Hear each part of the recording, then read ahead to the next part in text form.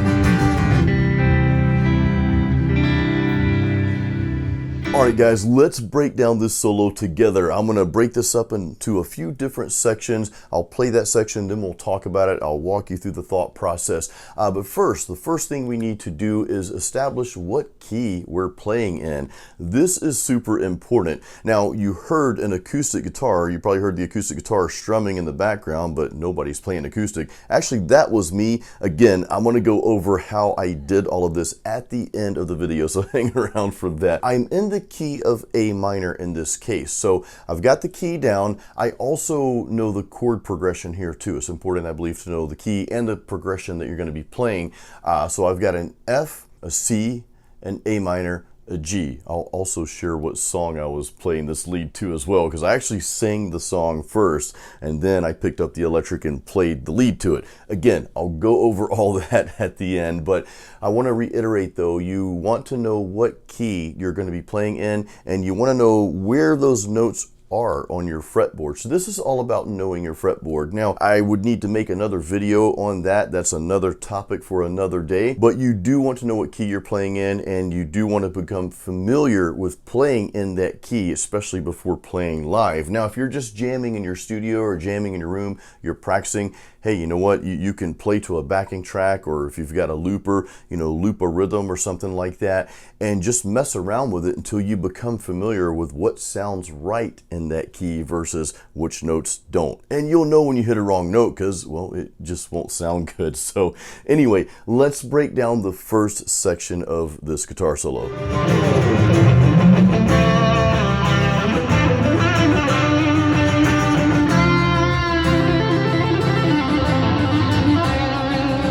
So I start out with what I love to start out with. I love starting out with those slides, those power slides, and there's nothing really fancy about that technique. I mean, you're literally just, you're just picking a couple of muted notes and just sliding down, or sliding up, however you want to slide. There's no particular string that I pluck. This is one of those things that I encourage you, just play around with it. There's really no right or wrong way. Just kind of play around with it. But again, I'll kind of hover my finger over whatever strings, those first few strings there, and just slide, and then slide into whatever note that I'm going to play. It's kind of like, I guess, a plane taking off. It's that momentum. It's like, okay, it just sounds cool. That's kind of an 80s thing, I guess. After that, I go into this short little rhythmic pattern there, okay? And what I'm doing here is I'm palm muting some of those notes as well. I like that because it just kind of starts out with this nice chunky feel. It's kind of like where rhythm meets lead guitar, and it kind of like really flows into the beginning of that solo nicely. This is another thing that I do a lot of. And real quick, let me just clear the air. I'm not showing you how you should improvise your guitar solos. I want you to work on your signature style and sound. I'm only sharing my thought process behind what I do, as I hope that it helps you develop that, okay? I'm not saying you need to play the guitar solo the same way I did, or you need to use these methods in this specific sequence. Guys, throw that out the window. None of that stuff matters, okay? Again, I want to share my thought process in hopes that it helps you develop your own style. That's what this is all about. Anyway, so after we do that little rhythmic pattern with those little palm muted riffs there, kind of cool. I like to do that again because it kind of leads into that solo. It's like, okay, we did that cool power slide. We've got this choppy little like lick, sort of, right? Like rhythm meets the lick. And then I go into this little, this bend with a little bit of finger tapping there. Okay, so let's move on to the next part of the solo.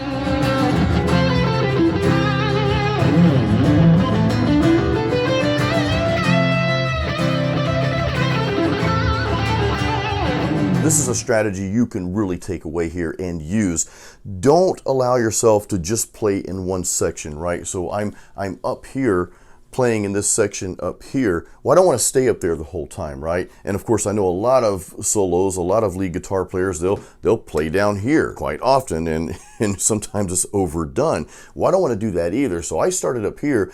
Now I'm going to move to some other notes higher up the neck here just to give it a contrast. I think this is a great way to just segregate parts of your solos so that it doesn't sound like the same thing over and over. I love bends. I always have. It's just, you know, the classic guitar solos, they have them, and I integrate that in almost all of my solos. You'll probably never hear me play a guitar solo without some cool bends in there.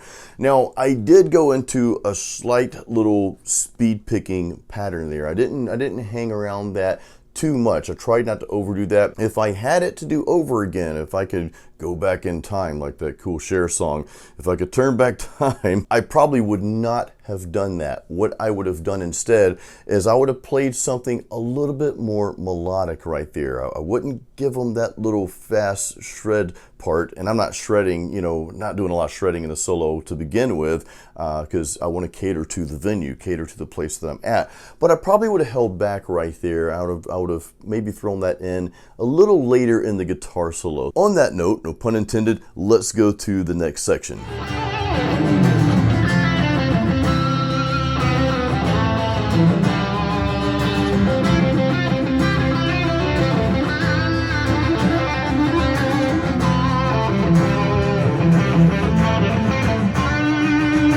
By now, you realize how much I like slides.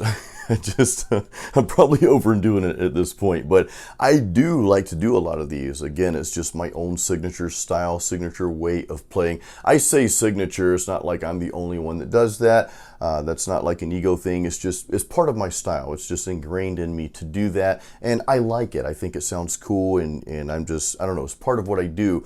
Again, not saying you should do that or you have to do that, but just sharing my thought process behind my own guitar solo here. So I go back, okay, we've got another contrast here. I go from the lower notes to the higher notes. Now I'm going to go back to the lower notes. Now I'm going to play in this same section again here, and I add a little bit more of those little choppy licks there, those palm muted licks, which I love. And I think that comes with being a rock/metal guitar player. We like those palm muted notes. So why not add some of those palm muted notes to your leads? Man, it just brings out the licks. It just makes it just choppy and just sounds really cool, you know, instead of just playing the lead pattern, right? Instead of just playing the notes.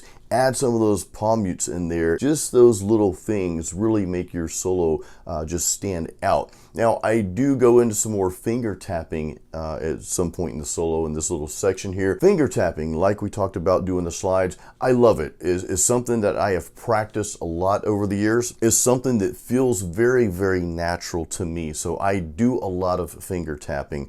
And for some reason, I love finger tapping on this guitar, this Tele, which again, I need to give my buddy the money for this thing so it can be mine. We're working on that. But anyway, I tend to tap quite a bit.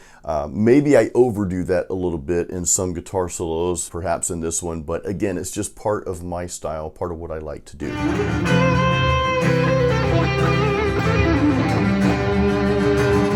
Another contrast. What do you know? I like to do this, guys. Again, I'm not saying you should or shouldn't do this, but I really like to have the contrast. I don't like to hang in the same area of the fretboard for too long. I like to have the contrast. Sometimes, I will say typically I do hang in those areas a little bit longer than what you're hearing. I kind of flop back and forth here. It was the mood I was in, I guess. I can't really tell you why I did that in this particular solo. It just kind of came out that way. Again, this is improvising. This is what improvising is all about. You are playing with a lot more feeling than just saying, hey, I'm supposed to play these notes right here and I got to stick to that. No, you're improvising. That's the beauty of let me see if I can say it right. Improvising. That's the beauty of improvising your guitar solos. So again, I'm playing some higher notes here, got a little bend there, and just kind of almost like a bluesy rock style pattern that I'm doing here. Again, nothing was thought out. This is just sort of what I felt at that time.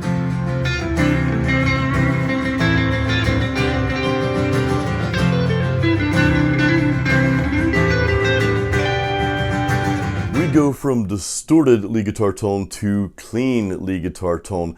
This to me is where the magic happens, okay? When you make a change like this, you really reach out and grab the listener, you grab the audience. Now, of course, a lot of people might say, well, why don't you start clean and then go distorted, okay? Actually, I did that, I believe, in this guitar solo, but I only got certain parts captured. My wife was filming, and she just happened to capture this part, which, thank you to my wife, by the way, because she got some really great footage of this guitar solo. But anyway, we go from distorted to clean, and I kind of go back. Again, remember, we're doing a lot of contrast here from high to low, low to high. We just can't decide. So I go back to the lower section of the fretboard here and kind of use some of the same palm muted strategies that I did with the distorted part of the guitar solo, but I make it sound a little different. Now, we've got a contrast here again within this little section that I just played. So I do this really melodic pattern, and then we let some notes ring out, almost like a chord. It's just a 3-note little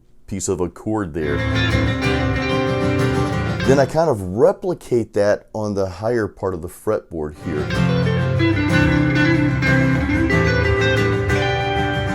And then I do the same thing, kind of play that little pattern and then let those notes ring out. And then we finish out with this part right here.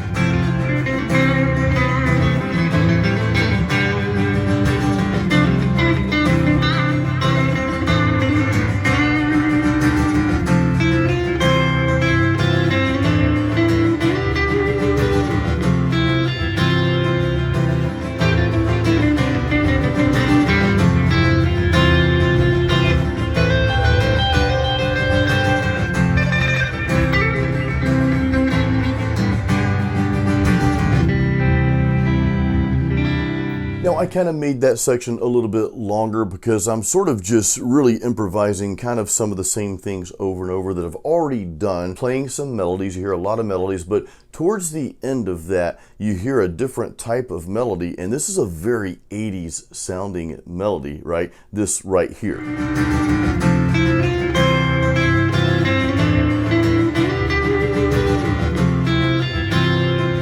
And I do that in the lower section of the fretboard, right? With those lower notes, then we bring it back down and play it on the higher notes as well, which I love to do this, guys. If you haven't noticed yet, I love to do something, like up here on the fretboard. Okay, I like to do something around this area here and then replicate it with the higher notes. And that just, it adds that contrast, but it also gives the listener a little bit of familiarity. It's like, okay, you did this cool thing here, you did it again way up here. It's not a difficult thing to do, really, right? When you know where you need to play those notes. And that's just all about knowing your fretboard, knowing more so your fretboard in regards to the key that you're playing in. That's super important. Well, I think the audience likes to hear that sort of thing. You played it here, then you played it here. And it sounds really cool. And it's like you're making a melody. And that's the important part, I believe, of guitar solos. Now, before we get to the gear and the tones, I want to quickly do a short recap here of some of the key things we talked about, some of the methods that we went over. Now, I'm not going to go into great detail about the technique. I do have some other videos on some of the techniques that we're about to go over here. So I'll leave the links to those videos in the description of this video here. So the first thing we talked about, I started right out of the gate with that really cool slide.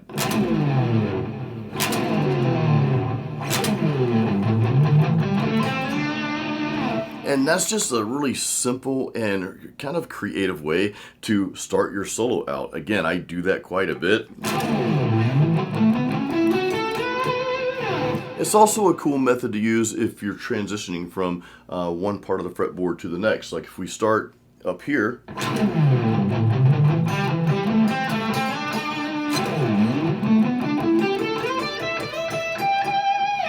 Okay, so you can use those little slides just here and there in the beginning or in the end, just throw them in wherever you want, and it just kind of spices things up a little bit. The next thing we did, I went into kind of a choppy rhythmic pattern there, basically just doing what we do in metal music. We like to palm mute a lot, so hey, why not palm mute some of those lead notes as well? You can play a lead note, just regular notes like this. That sounds cool, but try palm muting some of those notes, some of those beginning notes.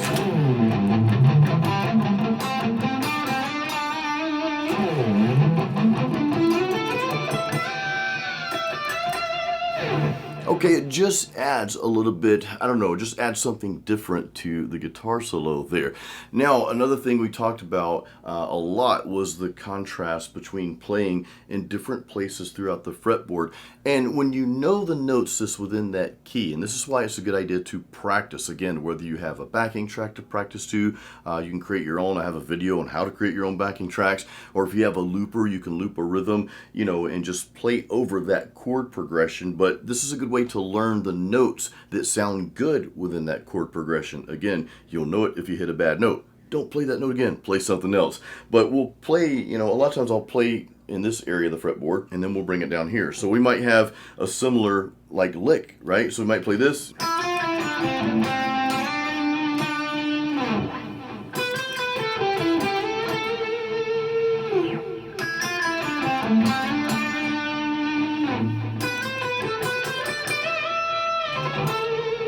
So I didn't play the exact same thing there. Something similar though, right? The point is I'm playing some stuff here, then we're going to go to here. Now, typically I'd hang around a little longer in both places of the fretboard, but there's no rule that says you have to do that. Again, this is improv, guys. This is playing, you know, through your heart, you know, right? Letting that time that you spend practicing and learning the notes that sound good, right, that fit into that progression, learning your fretboard well enough to where you can play with your heart. And you're like, you know what? I feel this. I feel this right here.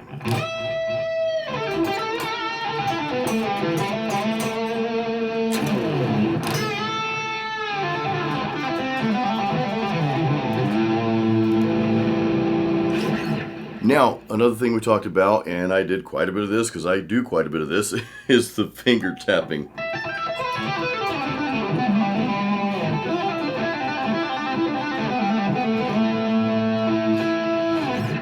That's just something that I like to do. I've got a lot of videos on finger tapping. It's just something I've practiced, like I said earlier, over the years. So I'll throw that in. A lot of times it kind of helps me play fast, without it sounding like I'm trying to be Mr. Shred. Nothing wrong with that, but in the gig you saw here in this video, by the way, this was at SeaWorld. I played at SeaWorld about a week ago at the Flamecraft Bar. So this is a really important show for me.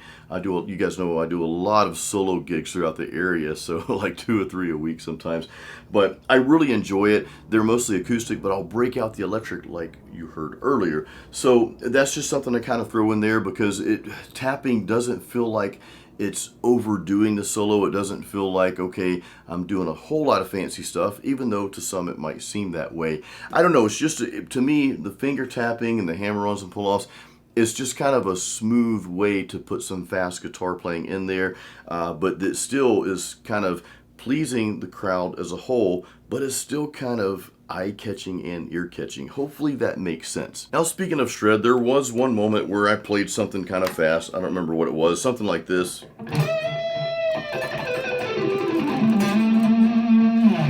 Something like that, okay? And I'll throw that in here and there too. Now, I don't want to make the entire guitar solo a shred guitar solo. And guys, please hear me out on this. If you are a shred guitarist, or if you aspire to be one, that's fine and dandy, okay? But realize that unless you're playing to an audience full of other guitar players, that shred all up and down the neck, if that's all you do, that's probably going to get old. And as much as I appreciate the fast playing, I love it, I do it myself, I know that it gets boring, because I get bored hearing it. It's like when you're scrolling through, whatever, social media or even YouTube, it's like that's all you hear. Everybody's just shredding away. Look, it takes a lot of talent, it's great, but I think it takes more talent when you know when to strategically place those shred moments. I don't think I did a good job of it in this solo, but hey, it's in there. And that's what happens when you improv sometimes, right? You look back, you critique yourself, it's like, okay, well, that sounded cool, but maybe I would have not placed it there. I'd have placed it somewhere else. Anyway, moving forward. So another thing, I'm switching to a clean patch here. Another thing, talking about contrast, we played some distorted solos, right? Then we went to...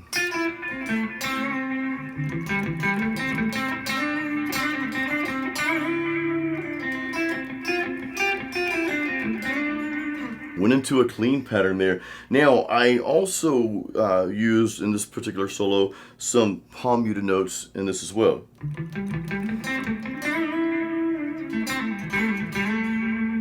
Now, let me back up a second, guys. Hold on. I missed something very important, something I do a lot of, and that's the bends. Let me put my distortion back on. I love bends.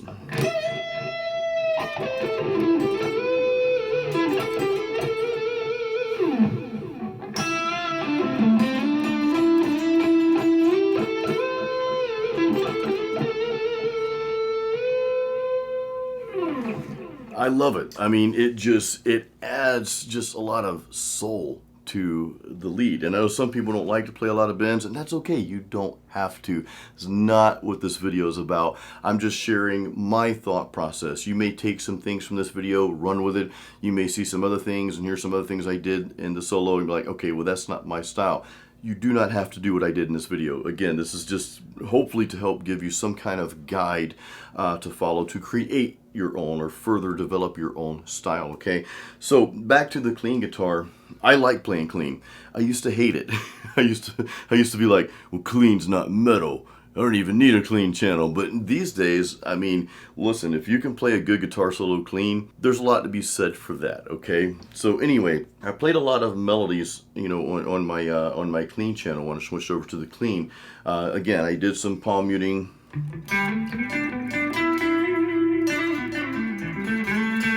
Did a lot of bending as well. Okay, now there was one thing that I did in particular when I was playing clean, a couple of things. So there's one part where I let the notes ring out.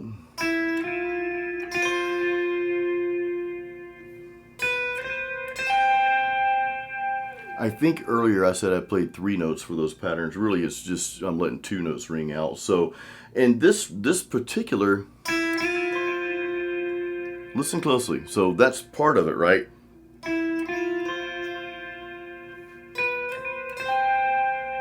We let it ring out.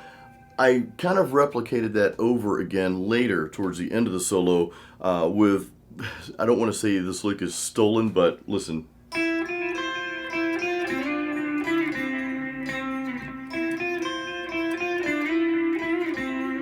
something like that is kind of close to No Easy Way Out from Robert Tepper. That was the song in Rocky IV, you know, when Adrian and Rocky are kind of arguing because he's going to fight Ivan Drago after Apollo Creed dies. That's when he drives off in his real cool black car. You hear the drum beat. Well, that was that lick, right? Now that lick is also...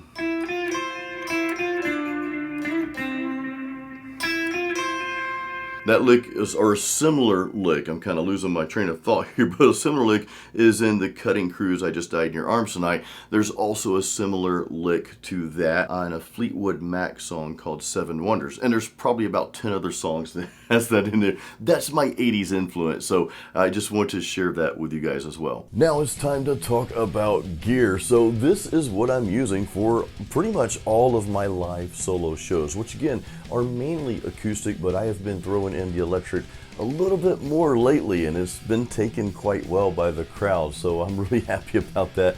But I primarily use the Line 6 Pod Go, and I use this unit for really all my tones, my acoustic tones, my electric tones, whether it's clean or whether it's the distorted solo that you heard earlier.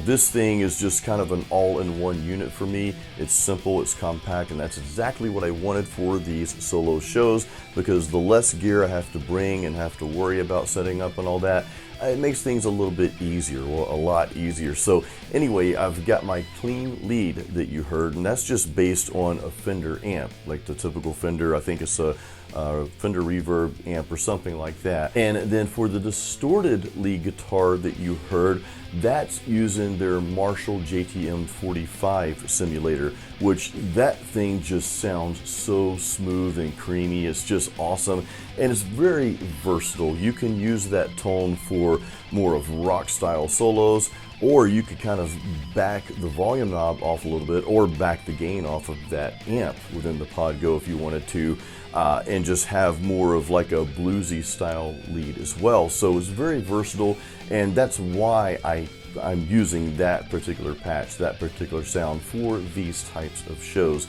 You have to remember, I'm not playing heavy metal at these shows, so I've kind of got to have like a really nice tone that can be versatile, okay? So that's exactly what I have, and that's what I'm using.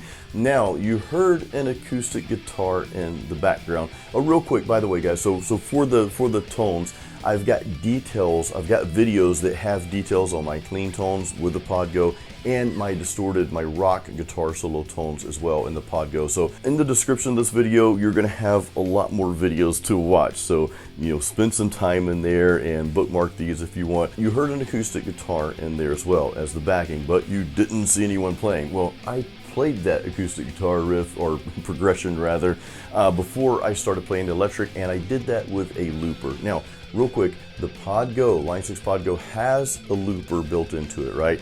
But I prefer to use an external looper. There's just a lot of clicking I'd have to do to turn on and off the loop and then go to another patch for a different tone, yada yada.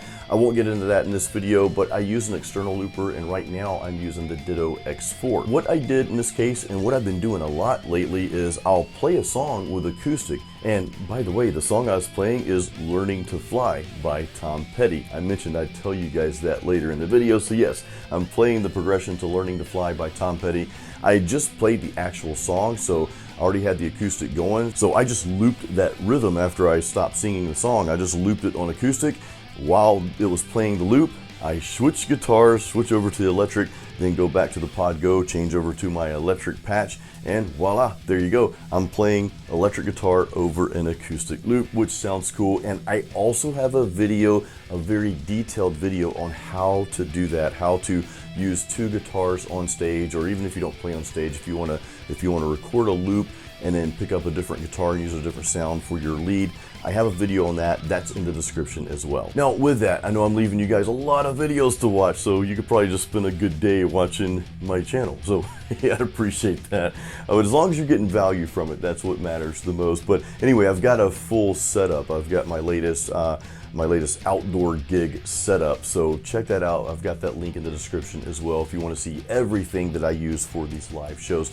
But guys, going back to solos real quick before we end this video, I know it's getting kind of long here, and thank you so much for hanging around. While you're still here, please give this a like and make sure you're subscribed. And by the way, if you have any questions, guys, please leave those in the comments. I love to read your questions and thoughts, so please leave those in the comments. Those are always really good, and it starts some other cool conversations in the comments as well. I learn a lot from you guys, and I know you learn a lot from each other, so definitely leave your comments. But real quick, I just want to reiterate one thing that I kind of harped on throughout the video here, and that was creating your own signature style. This video is not how to improv. I'm not telling you you need to follow this sequence, you need to follow my exact steps. Like I said earlier, throw that out the window, and if anyone tells you this is how you're supposed to do it or how you should do it, throw them out the window if they'll fit, okay? Because that really doesn't have any place in your signature style and sound. Now, if you're watching my videos or if you're listening to your favorite guitar player, Slash, Kirk Hammett, Satriani, those are just some of mine, and you're picking up things naturally from those guitar players, then yeah, that's going to be integrated naturally as part of your signature style and sound, but it's still going to be yours. You're going to be influenced by certain things that you like, that just kind of pound you in the heart.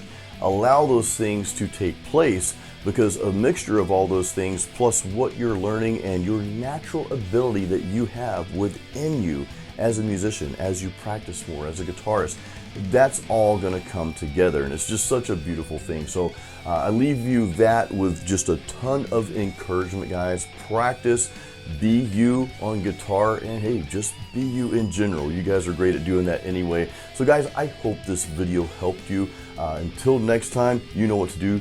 Keep it metal, although it wasn't truly metal. We kind of rocked out today though, so just, yeah, keep it that. I'll see you guys again soon.